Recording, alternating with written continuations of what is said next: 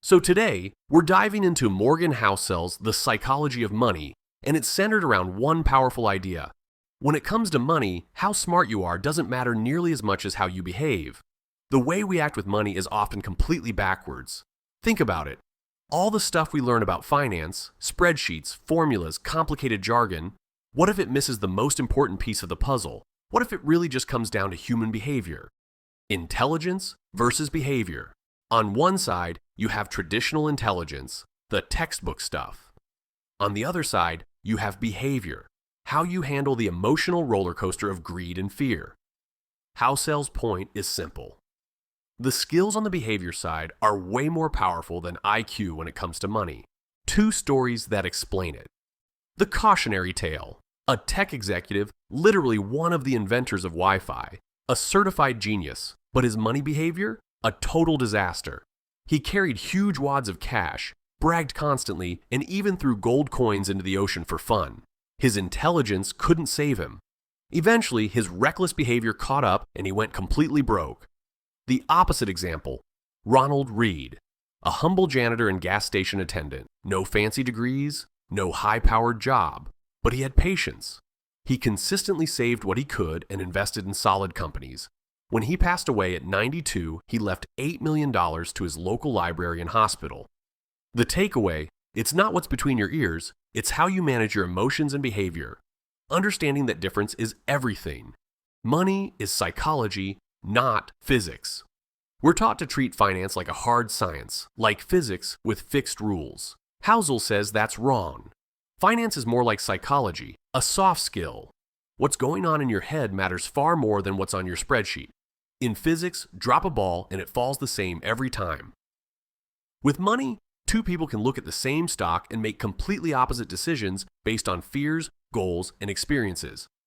To understand money, you have to understand people. The twins, luck and risk. Success isn't all skill, and failure isn't always your fault. Let's take Bill Gates. A genius? Absolutely. But he also got incredibly lucky.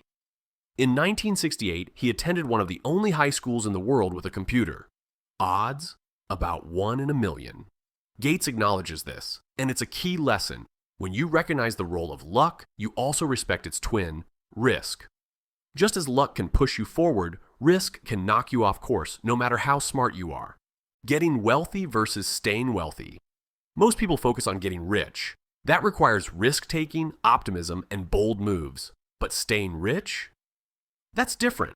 It demands humility, frugality, and paranoia, a constant awareness that your wealth can vanish. Consider Jesse Livermore, master at getting rich, making billions during the 1929 crash. But he couldn't stay rich. He kept taking bigger risks until he lost everything. Now compare him with Warren Buffett. His brilliance isn't just picking stocks, it's staying in the game long enough for compounding to work. Housel illustrates this. If Buffett had retired at 60, his net worth would have been just $11.9 million, not billions. His secret? Survival over time. The real prize of money. If the game is surviving and letting time do its work, what's the ultimate goal? It's not cars or houses. Housel argues the highest form of wealth is freedom, the ability to wake up and say, I can do whatever I want today. Psychologist Angus Campbell found that the single biggest predictor of happiness isn't income or location, it's autonomy, control over your life. Housel sums it up perfectly.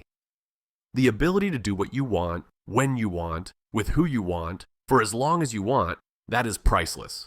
A simple gut check.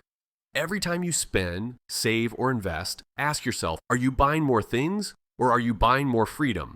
There's no single right answer. But knowing what you truly aim for, that's the most important first step.